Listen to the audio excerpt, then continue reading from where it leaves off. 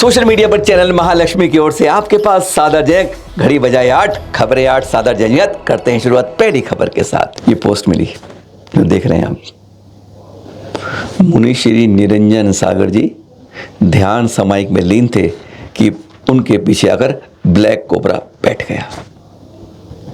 अब चैनल महालक्ष्मी यह पुष्टि तो नहीं करता कि वह ब्लैक कोबरा था या कोई और सर्प, पर कहते हैं सर्प जब पास में आता है तो अच्छे अच्छों के सांप सूंघ जाता है। सांप को सूंघा दे, बस यही बात थी। चलिए एक बार वीडियो तो देखें इसका, पहले थोड़ा गौर से देखिएगा। वैसे अगर सामने हमारे आए ना तो कहते हैं दूर से बगैर चश्मे के दिखने लगता है लोगों को, लेकिन जब दूसरे का आता है कहाँ है ऐसी लगता है। देखिए यहाँ मुनि निरंजन सागर ध्यान में है और तख्त पर इधर से धीरे धीरे सर्प चढ़ता है और उनके पीछे आके साइड में आ जाता है। समाइक में ध्यान में दिगंबर संतों की यही चर्चा महत्वपूर्ण होती है। कहते हैं सामने वालों के सांप सूंघ रहा था और वहां पे सांप तख्त पर सर करते बढ़ रहा था। समाइक ध्यान ऐसे समय में यह होती है पराकाष्ठा। देख के कहते हैं अच्छे अच्छों की जिसके सामने रूह कांप जाती है, सर्दियों में पसीना आ जाता है, और नहीं वो नहीं कहते कि पैंट गीली हो जाती है लोगों की, पर यहाँ संत को देख रहे हैं किस तरह। यही है चर्या धैर्यवान सामर्थ्यवान दिगंबर संतों की। मुनि की जब सांप आकर उसका दावा ब्लैक कोबरा का है, पुष्टि हम नहीं कर रहे, पर वह जब आ जाए तो सोचिए, कल्पना कर सकते हैं आप? नहीं कर सकते, पर यही होता है। धन्य हो जाते हैं दिगंबर संत जब इस तरह देखते हैं औरों को सूंघे सांप और इनके निकट रह जाता है सांप।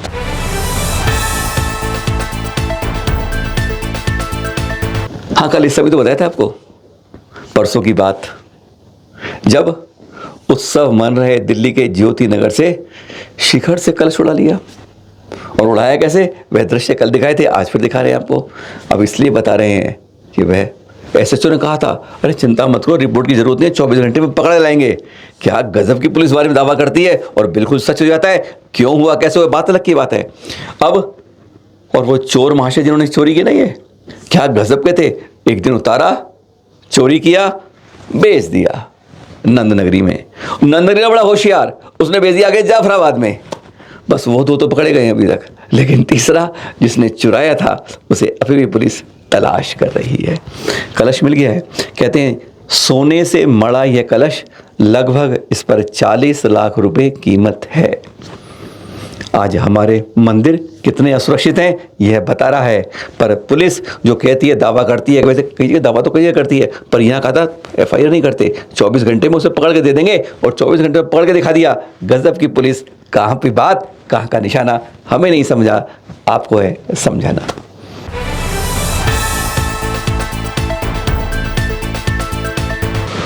नमोस्तु नमोस्तु नमोस्तु, ओ माय गॉड। आज के हाँ, आचार्य श्री शांति सागर जी को देखा था, 10,000 के लगभग 9,931 जिन्होंने उपवास किए थे, सिंह शुरू किया। हाँ, आचार्य श्री प्रसन्न सागर जी ने भी किया, लेकिन कहते हैं वो जो बैटिंग हुई थी क्रिकेट के मैदान की, कहते हैं वह निरंतर चल रही है। अभी पहले नंदीश्वर महामंडल अनुष्ठान चल रहा था, सोचा शायद इसके बाद थोड़ा सा ब्रेक मिलेगा, यही सोच के हम कल पहुंचे थे। तब मालूम चला कि आज आचार्य श्री का चौथा उपवास है, आज पारना हुआ है। वैसे दर्शन विशुद्धि व्रत चल रहे हैं। अब एक खत्म नहीं होता, दूसरे की बैटिंग तैयार हो जाती है। वर्तमान के अंदर कहें बुरा लग सकता है आपको, पर हकीकत यही है, एकमात्र आचार्य हैं इस समय जो आचार्य होकर इस तरह की व्रत की लगातार पराकाष्ठा पहुंचा रहे हैं। कई संघों में ऐसा होता है कि मुनिराज करते हैं क्योंकि ऊपर से आचार्य जी का आशीर्वाद मिलता है। दिगंबर संत ऐसे ही होते हैं, किसी को दुविधा हो कुछ हो, ऊपर से गुरु का आशीर्वाद है, आगे बढ़ जाते हैं। पर यहाँ खुद आचार्य कर रहे हैं।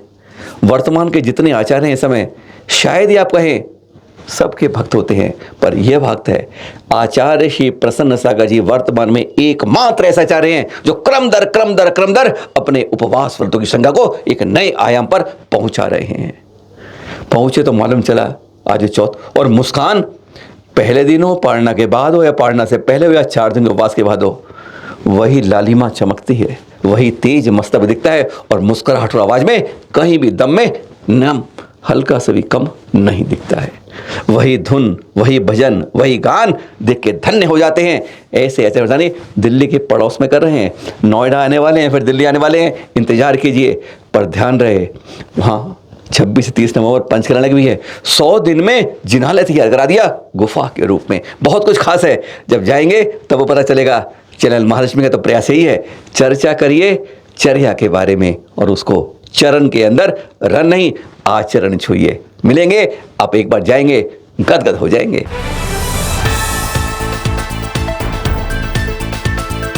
और अब चौथी खबर आपके पास सीधा तेलंगाना से आपके पास, वो ना सिद्दीपेट देख रहे हैं प्रतिमा। ये धान के खेत में 50 साल से है। 14वें तीर्थंकर अनंतनाथ जी की 1200 वर्ष प्राचीन प्रतिमा है और गांव वाले इसको अपने अपने रूप में पूजा कर रहे थे। यह कोई सिद्दीपेट के आसपास कहीं तो 150 से ज़्यादा प्रतिमाएं आपको जगह जगह मिल जाएंगी। आज भी यह हम जैन लोग अपनी संस्कृति कैसे रक्षा करते हैं, गजब की बात है। विरासत में बहुत कुछ मिल जाता है और हम उस विरासत को ही संभाल नहीं पाते हैं। बात बिल्कुल कड़वी सटीक है। ये अनंतनाथ जी की प्रतिमा इस तरह हो रही थी। फिर परसों की बात दिखा रहे हैं आपको दृश्य, बेंगलोर के दिनेश जी हैं, कुशल जी हैं, उन लोगों के औरों के उन्होंने एक छोटा सा जिनालय के रूप में इसको निर्मित किया। ये देख रहे हैं 75 वर्ष के गंगैया जी हैं, यहाँ के स्थानीय किसान हैं। उन्होंने यहाँ पर पूजन पाठ कराया और दोनों कुशल जी और दिनेश जी ने यह छोटा सा जिनालय रूपी कमरे का निर्माण के वेदी के अंदर उसको विराजमान किया। सुरक्षित रहे, जैन धर्म की संस्कृति है, अनमोल विरासत है, तीर्थंकर प्रतिमा है। रखकर सब हैरानगी जो तब होती है, ये जो सब यहाँ अजैन लोग थे ना, 50 से ज़्यादा ग्रामीण लोग आ गए उस पूजा के अंदर। अरे जैनों की प्रतिमा समझ आई उनको। उन्होंने कहा हाँ बनाओ, लेके नहीं जाने देते हैं, लेकिन वहीं पर बनाइए और पूजा पाठ करिए। गंगाइया पूजा करवा दे 75 साल के स्थानीय किसान और 50 से ज़्यादा उसमें थे। जहाँ पर दिनेश जी, कुशल जी ने यह परसों कार्यक्रम कराया, जिसके चित्र उन्होंने हमें भेजे हैं। अपनी विरासत को, संस्कृति को अगर बचाना है तो हर को अपनी अपनी मुहिम बनानी होगी। ये मत कहिए वो करेगा, नहीं। अगर अपना सहयोग लेके कुछ बना देंगे तो ध्यान रखिए, पुरानी प्राचीन प्रतिमाओं को, दिनालों को सुरक्षित करने से नए की बजाय उससे 100 गुना अधिक पुण्य अर्जन मिलता है। व्यापारी है ना, बिजनेसमैन है ना, हिसाब लगा के रखिएगा।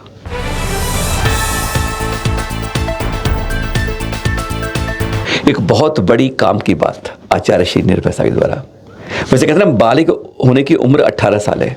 उन्होंने इसमें एक संशोधन की अपील करी है, जागरूकता के लिए। बहुत काम की बात है कि महिलाएं जो बालिकाएं होती हैं, बेटियां होती हैं, लड़कियां होती हैं, उनकी बालिग उम्र 18 है, कोई बात नहीं, मत छेड़िए, लेकिन उनके स्वयं के निर्णय के लिए उस उम्र को 25 साल कर दीजिए कि जिसमें वो अधिकारी अपने निर्णय की हो। कारण क्या है, 18 से 25 ये जो है ना, टीन एज की 18, 19 और फिर ये अर्ली 20s 21, 22, 23, 24, 25 बड़ी खतरनाक उम्र होती है। इसी में कहते हैं बहक जाते हैं, कहते हैं पुरानों को भूल के मकबूल के नहीं में।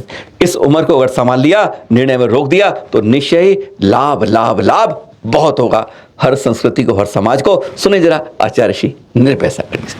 तो एक IPS 21 वर्ष में वह परीक्षा देता है प्रीलिम्स की, 22 साल में मेन देता है, फिर 2 साल अंडर ट्रेनिंग करता है और उसके बाद फिर यहाँ पर वो एक किसी कलेक्टर के बीच में रह करके और एडिशनल कलेक्टर आदि बन करके वहाँ पर शासन चलाता है, प्रशासन चलाता है। इसका मतलब ये है कि जैसे 25 साल में कोई विधायक बन सकता है, 25 साल में IPS IAS बन सकता है, तो वो चला सकता है। इसी प्रकार से यदि कोई लड़की स्वेच्छा से शादी करती, अपना निर्णय लेकर, सेल्फ डिसीजन, माँ बाप के अगेंस्ट में आकर के, तो उसकी उम्र भी 25 वर्ष होना चाहिए, तो सारी समस्याओं का समाधान हो जाएगा। और सुनिए, उन माँ बाप को भी जो अधिकार छिन गए उनको अधिकार मिल जाएगा और उस बालिका के अंदर भी बुद्धि आ जाएगी, क्योंकि 18 वर्ष से लेकर के 24 वर्ष तक कैरियर बनाने का समय होता है। उसी समय छिछोरे मन चले लड़के उन लड़कियों के कैरियर को बर्बाद कर देते और प्रेम जाल में फंसा करके वो अपना स्वार्थ सिद्ध करते हैं। बाद में जब तक उनके अकल आती है तब तक उनकी ज़िंदगी तबाह हो जाती है।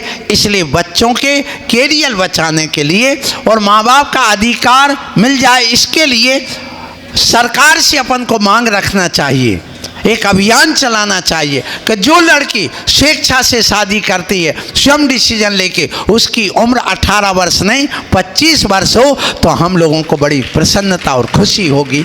इसलिए सारी समस्याओं का समाधान इसी में, इसके लिए अपन को अभियान चलाना चाहिए, अपना इस सरकार के सामने इसकी मांग रखना चाहिए।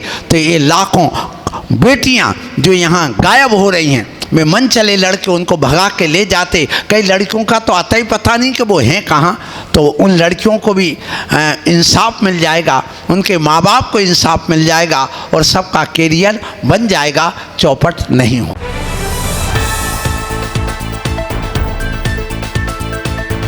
अयोध्या के कुछ दृश्य दिखा रहे हैं जब चैनल महालक्ष्मी टीम 30 क्षेत्र कमेटी के अध्यक्ष जम्मू प्रसाद जी जवाहर गई थी। पर यह खास तारीख है जिस दिन शरद पूर्णिमा होती है, उस दिन अयोध्या में जगह जगह, अरे हाथ की नहीं थाली बजाने की बात कर रहे हैं, जैसे कोरोना में ना हमारे प्रधानमंत्री जी मनवाई थी कि आओ अपने बाहर निकलो और थालियां बजाओ। उनका मतलब क्या समझ नहीं आया, पर यहाँ पर पिछले 74 सालों से एक टिकैत नगर में और एक यहाँ पर लगातार 9 सवा 9 बजे थालियां जब बजती हैं, यह देखिए यहाँ पर भी बज रही हैं इस कार्यक्रम में। रूपेश जी साथ में हैं, वो गीत भूल गए जब ये थालियों का चक्र शुरू हुआ, वह भी इसमें कहते हैं मदमस्त हो गए आनंद से, अपने भजन की यही शुरुआत कर दी। ये बस्ती की वह थालियाँ 74 साल से टिकैत नगर में और इस बार अयोध्या में, समझ गए आप? जी हाँ, गणनीय ज्ञानमती माता जी जिस दिन इस धरा पर टिकैत नगर में मैं नगर अवतरित हुई, बस ब्रह्मचारी के बाद आदि का दीक्षा लेते ही उनकी उसी तारीख में उसी समय पर यह तालियां हर गांव के अंदर पूरे में बजाते हैं।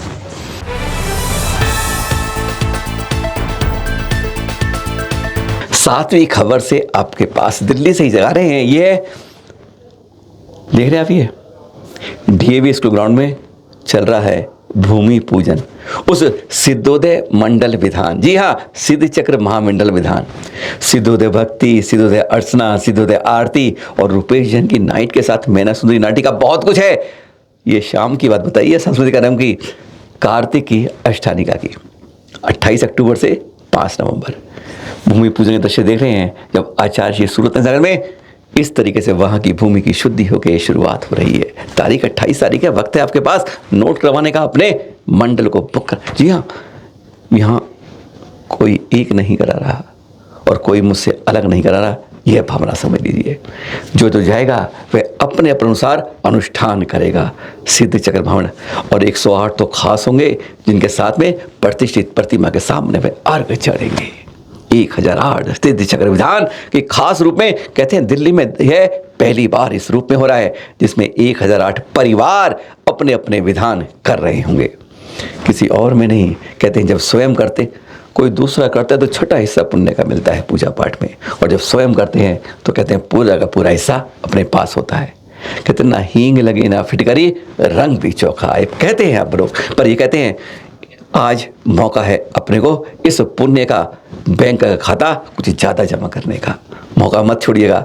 पूजन के दृश्य देख रहे हैं, मरसलगंज से आचार्य सौभाग्य सागर जी भी आ रहे हैं। ऐसा मौका और ऐसा पावन दिन फिर नहीं मिलेंगे। 8 दिन की साधना कहते हैं कई भवों को छोटा करने में बन जाती है काम। पुण्य अर्जन का यही तो है एक काम। बस ध्यान रखिए 28 अक्टूबर से 5 नवंबर यह अनोखा सिद्ध चक्र महाविधान हमारे द्वारा नहीं, मेरे द्वारा।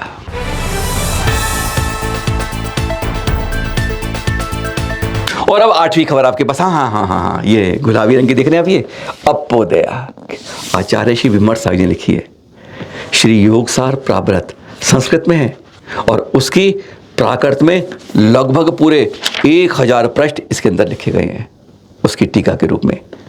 वैसे वहाँ जो विद्वान है, ये त्रिदिवसीय संगोष्ठी हुई अभी सहारनपुर में इसके ऊपर, और उसमें विद्वान भी है डॉक्टर श्रेयांश प्रसाद जी, विनोद रजवान जी, नलिनी शास्त्री जी, आशीष जी, कई विद्वान, अनेकों विद्वान।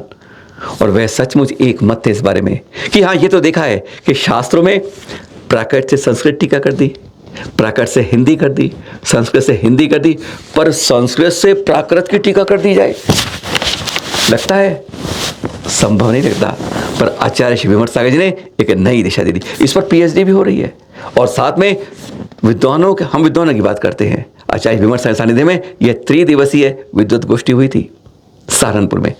विद्वानों ने यह कहा कि यह केवल जैनों के लिए नहीं, जन जन के लिए इसको पहुंचाना चाहिए, इतनी सदुपयोगी है यह अभ्युदय। फिर मिलेंगे आपके साथ कुछ ऐसी खबर साथ। सादर जय जिनेंद्र।